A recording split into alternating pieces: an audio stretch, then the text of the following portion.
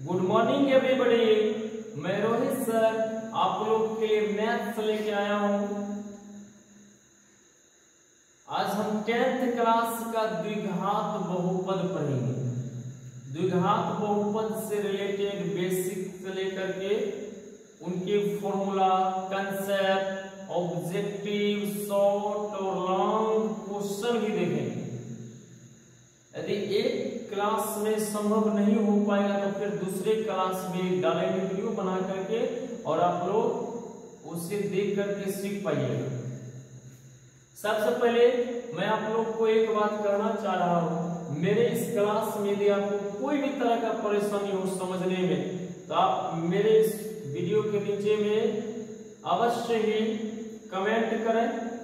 यदि मेरा क्लास अच्छा लगे तो लाइक करें और शेयर करें और चैनल को सब्सक्राइब करें ताकि फिर अगले वीडियो का इंफॉर्मेशन आपको मिल सके, आप उसको देख पाए।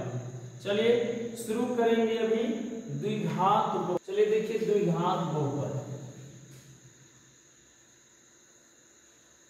बहुपद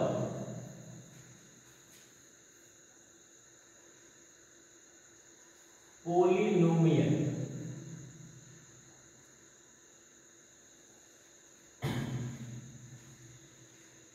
बहुपद का अधिकांश तक कुछ हिस्से हम लोग 9th क्लास में भी देख चुके हैं। 9th क्लास में भी बहुपद का हिस्सा पढ़ चुके हैं, रैखिक बहुपद। और हम 10th में द्विघात बहुपद पढ़ेंगे, दूसरा चैप्टर है। देखिए थोड़ा सा जब आ गया है तो बहुपद के प्रकार देख लेते हैं। बहुपद के जो प्रकार होता है वह दो भाग में बांटा हुआ उस तरह से, जैसे देखिए पहला जो प्रकार होता है वो आपका होता है घात के आधार पर। घात के आधार जो कि अभी हम पढ़ेंगे 10th क्लास में। और चर के आधार पर, चर के आधार पर यह पढ़ेंगे हम तीसरा चैप्टर में, जो कि समीकरण में चला जाएगा। ठीक है, तो बहुपद जो है घात के आधार पर और चर के आधार पर देखिए कितने कितने प्रकार के होते हैं। घात के आधार पर भी बहुपद के कई प्रकार हैं। जैसे देख लीजिए एक घात वाले बहुपद एक घाती या रैखिक बहुपद कहलाती है। शून्य घात वाले बहुपद शून्य घाती बहुपद कहलाती है। दो घात वाले बहुपद द्विघाती बहुपद कहलाती है। तीन घात वाले बहुपद त्रिघाती बहुपद कहलाती है।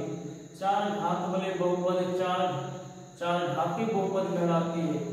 n घात वाले बहुपद n घाती बहुपद कहलाती है। अब देखिए सबका अलग अलग व्यापक रूप होता है, उनके शून्य का योग होता है, शून्य का गुणनफल होता है, सबका अलग अलग फॉर्मूला होता है, कंसेप्ट होता है। उसके बाद चर के आधार पर जो बहुपद होता है वो भी कई प्रकार का होता है।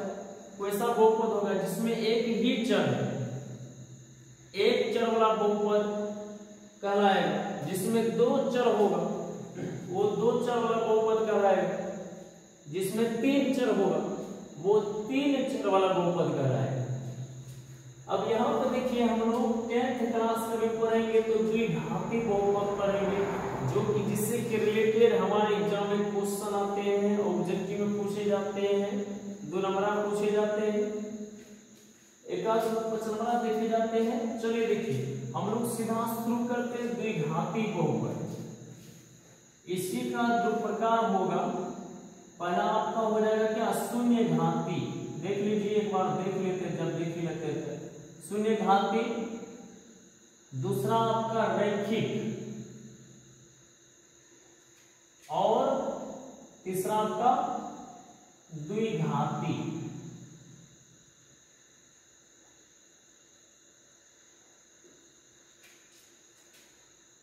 और चौथा त्रिघाती।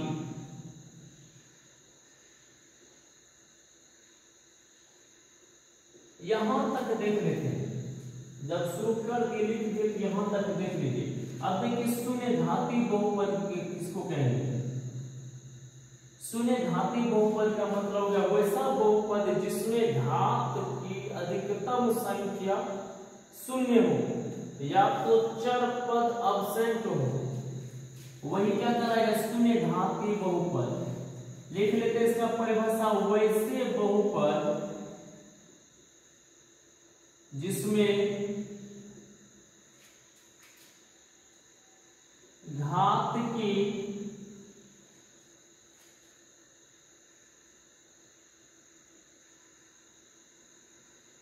अधिकतम संख्या शून्य हो या घात नहीं हो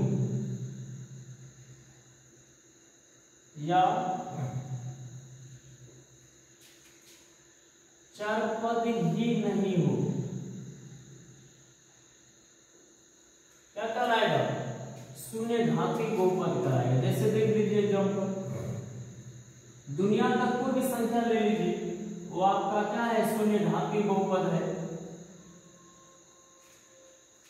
जैसे ले लिए -2/3 x⁻0, यहाँ पर शून्य घातीय बहुपद हो गए।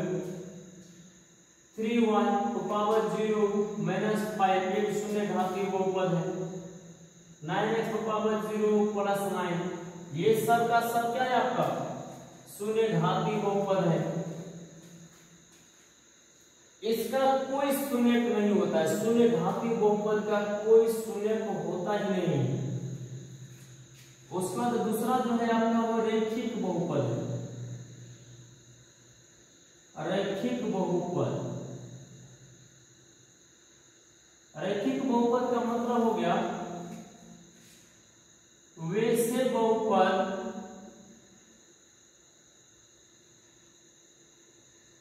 जिसमें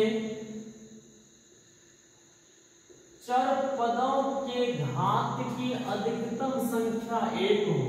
चर पदों के घात की अधिकतम संख्या कितनी हो, अधिकतम संख्या 1 हो, तब उसे रैखिक बहुपद कहते हैं। तब उसे रैखिक बहुपद कहते हैं।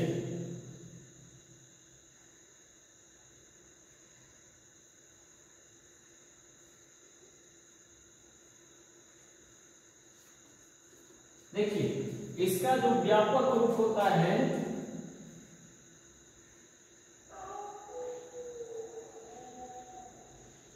ax + b होता है। यहां पर देखिए एक चर पद है जिसका घात 1 है, ax + b। इसमें कितने शून्य होंगे, इसमें शून्य 1 होगा। शून्य कितना होगा, 1 होगा। अब देखिए x का पद है तो x का मान 1 निकलेगा, y का पद है तो y का मान 1 निकलेगा, z का पद है तो z का मान 1 निकलेगा, s का पद है तो s का मान 1 निकलेगा, t का पद है तो t का मान 1 निकलेगा, z का पद है तो z का मान 1 निकलेगा, राम का पद है तो राम का मान 1 निकलेगा, श्याम का जो भी होगा, जिसका भी पद होगा उसका शून्य 1 ही निकलेगा। यहाँ तीसरा जो आपका होता है वो होता है द्विघाती बहुपद। द्विघाती बहुपद,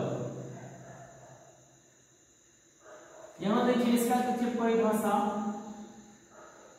वैसे बहुपद जिनमें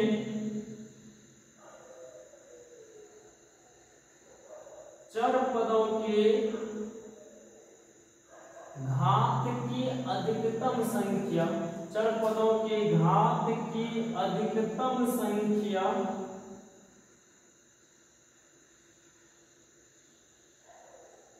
2 हो,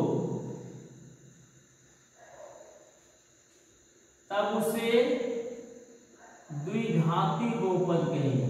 तब उसे क्या कहेंगे, द्विघाती बहुपद कहेंगे।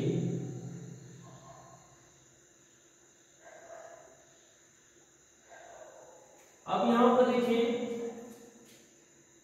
इसका जो व्यापक रूप होता है वो क्या होता है, इसका व्यापक रूप हो जाएगा आपका ax² + bx + c = 0। जहां a बराबर आपका हो जाता है एक्स स्क्वायर का गुणांक, b आपका हो जाता है x का गुणांक,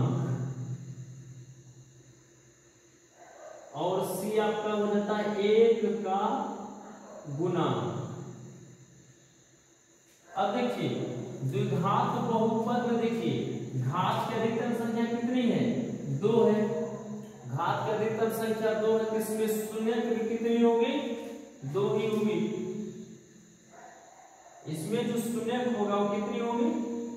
2 होगी। पहला अल्फा होगा और दूसरा बीटा होगा। या तो अल्फा का मान प्लस होगा या तो अल्फा का मान माइनस होगा, और बीटा का मान ऑलवेज क्या होगा? माइनस ही होगा। या तो अल्फा का मान माइनस या तो प्लस होगा, और बीटा का मान हमेशा क्या होगा? माइनस ही होगा। अब देखिए शून्यकों का योग,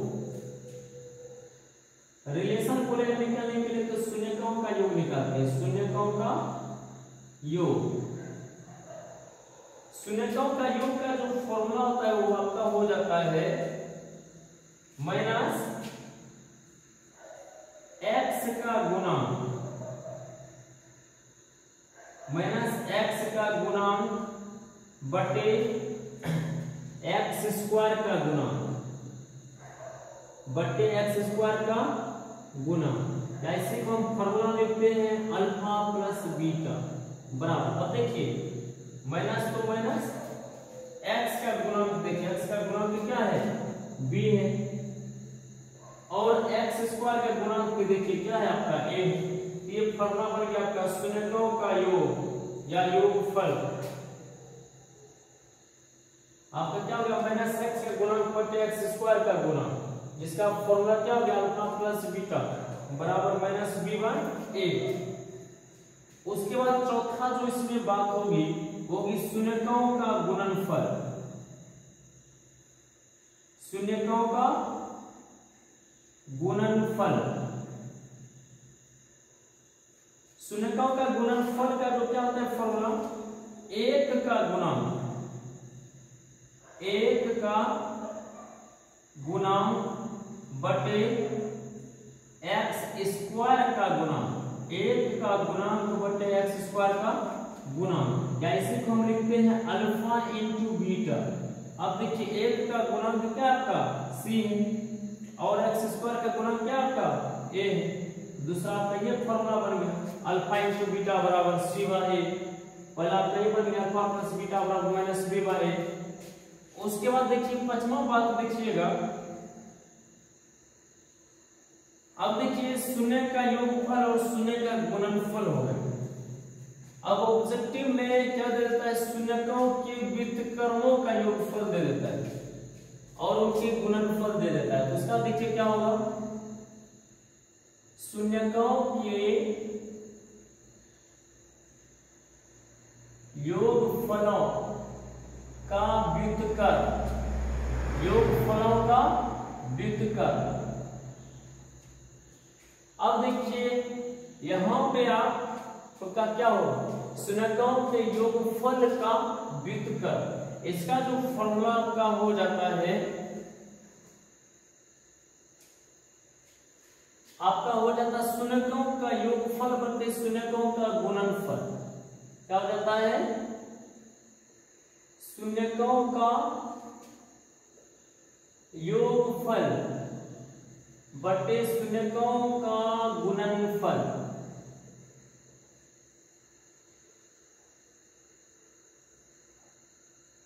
या इसी को हम फॉर्मूला लिखते हैं 1 बटे अल्फा प्लस 1 बटे बीटा बराबर। देखिए शून्यकों का योगफल का मतलब हो गया माइनस बी बाय ए, और शून्यकों का गुणनफल का मतलब हो गया सी बाय ए।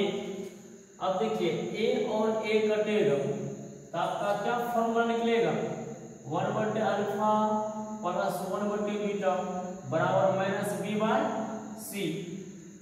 ये आपका हो गया शून्यकों के व्युत्क्रमों का योगफल, है ना?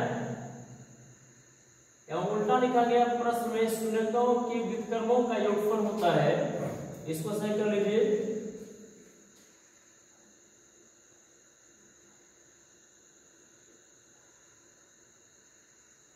शून्यकों के व्युत्क्रमों का योगफल।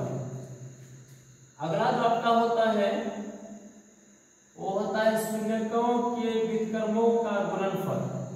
शून्यकों के व्युत्क्रमों का गुणनफल।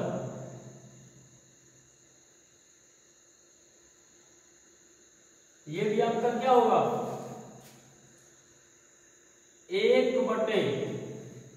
शून्यकों का गुणनफल, 1/, शून्यकों का गुणनफल, 1/, शून्यकों का गुणनफल।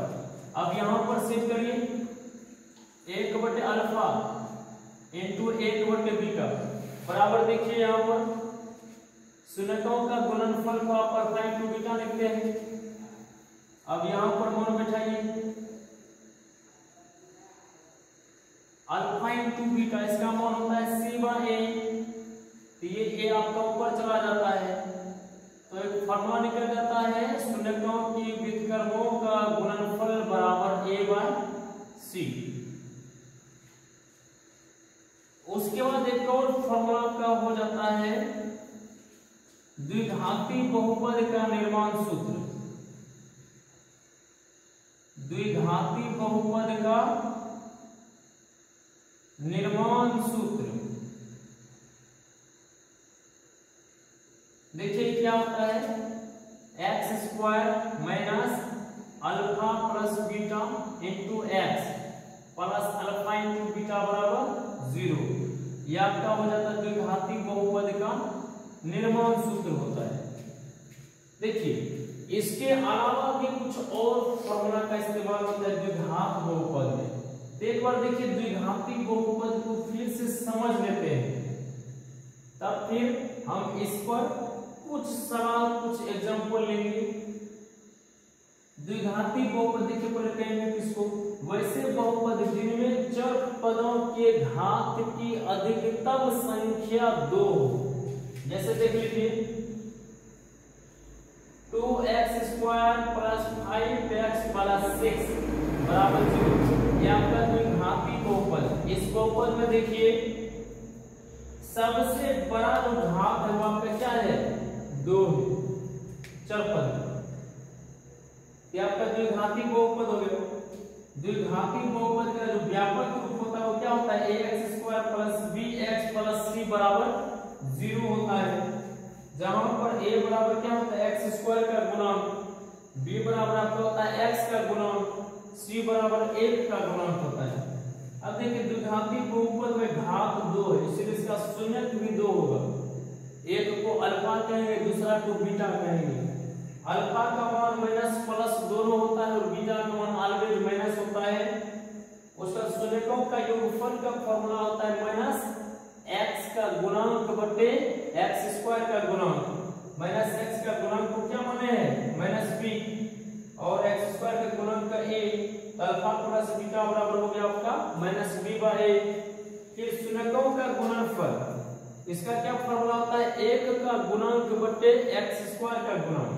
1 का गुणांक को c कहते हैं, x² का गुणांक को a कहते हैं। अल्फा इंटू बीटा बराबर आपका हो गया c/a। उनके बाद अगला होता है शून्यकों के व्युत्क्रमों का योगफल।